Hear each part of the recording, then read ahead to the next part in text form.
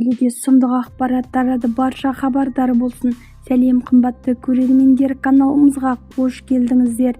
Әлемдегі және Қазақстандағы жаңалықтарды алғашқылар қатарынан біле отырғыңыз келсе, арнадағы подписация және бір ғана лайк түймелерін баса отыруды ұмытпаңыздар. Ал ендеше бастадым. Әскердегі қайғылы жағдай. Маңғыстауда бір сарбаз қаза тапты. Маңғыстау облысындағы Оймаша полигонында бір сарбазға байқаусызда оқ тиіп көз жұмды. Қайғылы оқиға Батыс өңірлік қолбасшылығы бөлімдерінің жиыны кезінде болған.